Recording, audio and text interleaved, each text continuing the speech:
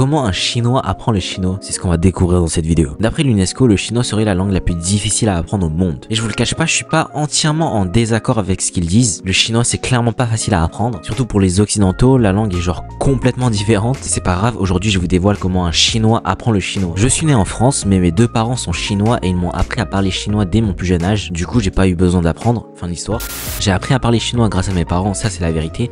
Mais il y a aussi énormément de choses que j'ai dû faire pour vraiment apprendre la langue. Parce que oui, ça suffit pas de juste savoir parler. Savoir parler le chinois, c'est juste l'étape la plus simple. Encore faut-il apprendre à lire et surtout à écrire. Apprendre à lire, c'est pas si difficile que ça. Tu commences mot par mot, caractère par caractère, et au fur et à mesure du temps, avec de l'entraînement, en regardant des films, des séries, des émissions chinoises avec les sous-titres, tu réussis à tout lire, enfin plus ou moins. Mais il y en a certains, ils existent, mais jusqu'à la fin de ta vie, tu les utiliseras jamais, tu ne les as jamais vus et tu connaissais même pas leur existence. Des caractères dignes des reliques de la mort. Je vais pas rentrer dans les détails concernant la grammaire, etc. Si vous connaissez pas trop, je vous conseille la vidéo de ce petit youtubeur. Franchement, ces vidéos sont pas mal et puis il est chinois aussi, donc je l'aime bien. La chose la plus difficile quand tu apprends le chinois, celle qui a fait verser des tonnes de larmes aux enfants chinois durant leur apprentissage, c'est bien évidemment l'écriture. Apprendre à écrire les caractères chinois, franchement, quel enfer. Des petits cahiers avec des lignes de carré pour apprendre à écrire les caractères, un instrument de torture. Et t'écris jusqu'à ce que tu arrives à retenir comment ça s'écrit. 1, c'est avec un seul trait, 2, c'est avec 2 traits, 3 avec 3 traits, 10 000 avec 10 000 traits. Non, je déconne.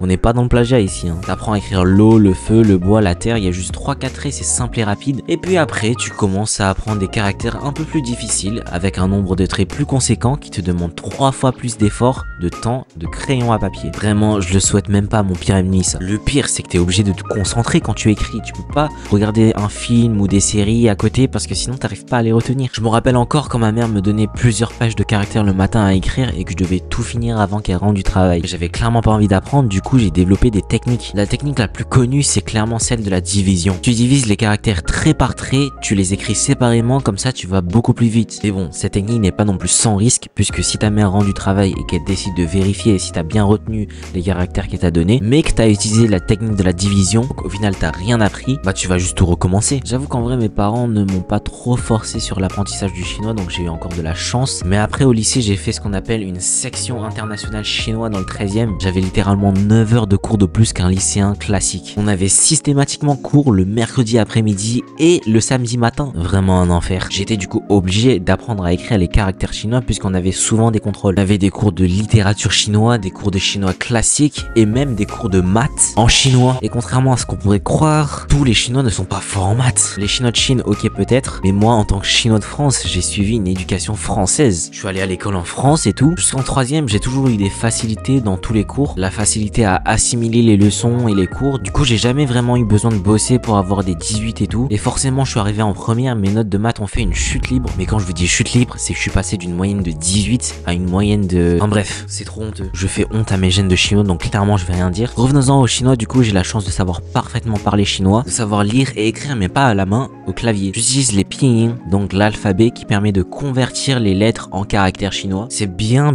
plus simple que d'apprendre à tout écrire. Je remercie Bouddha tous les jours d'avoir créé la technologie. Le clavier qui m'a permis de contourner l'apprentissage des caractères chinois. Et voilà, c'est tout sur mon parcours et mon expérience d'apprentissage du chinois en tant que chinois. J'espère que vous avez aimé la vidéo. On se revoit vendredi pour la prochaine vidéo. Salut!